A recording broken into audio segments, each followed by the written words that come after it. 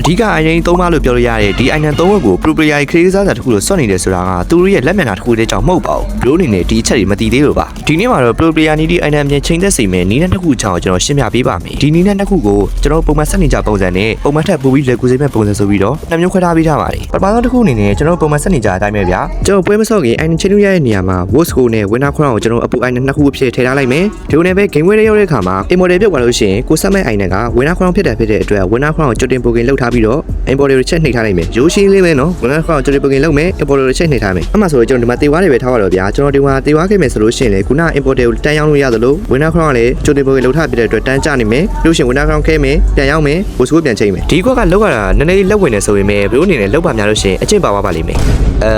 လောက်ပါများအကျင့်ပါဒါတော့နောက်တစ်ခုပေါ့ဒီ feature တော့ရောက်တာကြာပြီဆိုပေမဲ့ကျွန်တော် player ရဲ့တော်တော်များများတတိမထားမိသေးတဲ့အရာပါဒါကတော့ခုနကလိုလောက်ပါများပြီအကျင့်မပါတဲ့တွေအတွက်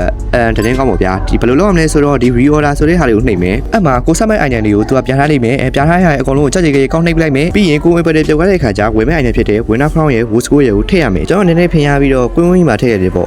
ဒါပေမဲ့ဒါအလားရမ်းကြီးမကြည့်ပါဘူးပြီးရင်တင်ထားပြီဆိုတဲ့ဟာကိုမြန်မာလူကြီးပဲကောင်းနှိပ်လိုက်မယ်ဒါတင်ပြီးပြီလားဆိုတော့မပြီးသေးပါဘူးဘာလို့လဲဆိုတော့ကျွန်တော် import တွေရောက်မှ item တွေကကြမှာဗျာဆိုတော့ import တွေကိုပါတစ်ချက်ကောင်းနှိပ်ထားလိုက်မယ်ဆိုလို့ရှိရင်တော့ရပါပြီကျွန်တော်ဒီမှာလုပ်ရမယ်ဗျာကျွန်တော်တာဝါလေးမြန်မာလူကြီးပဲဝင်လိုက်တယ်ဝင်လိုက်တော့ဘာဖြစ်လဲ short တွေရရင် short ကတော့ကျွန်တော် import တွေကိုမြန်မာလူကြီးရောင်းလိုက်တယ်ရောင်းလိုက်တော့ winner crown တန်းကြတယ်အတန်းကြ winner crown ထပ်ခဲ winner crown ခဲပြီးပါဆိုတော့ winner crown ကိုပြန်ရောင်း wood score ကိုချိန် wood score နဲ့ရှိတက်အပြီးရင် wood score ကိုပြန်ရောင်းကွင်းဝင်ဆက်ကွင်းဝင်ရတော့ကျွန်တော်ရှိမတက်သွားဘူးပေါ့နော်ဆိုတော့ဒီလောက်ဆိုလို့ရှိရင်ညိုတို့နဲ့အဆင်ပြေလောက်မယ်ထင်တယ်ဒါနဲ့စကားမဆက်ကျွန်တော်ဒီဗီဒီယိုကဒါညိုတို့ game ဆော့တဲ့တောင်းတနေရမှာအကျိုးပြုသွားခဲ့မယ်ဆိုရင်ကျွန်တော်ကောင် follow ခဲ့လို့ရပါတယ်ကျွန်တော်ဝိုင်းပါ pro coin နောက်ပြီးရင်သူပြန်လာခဲ့ပါမယ်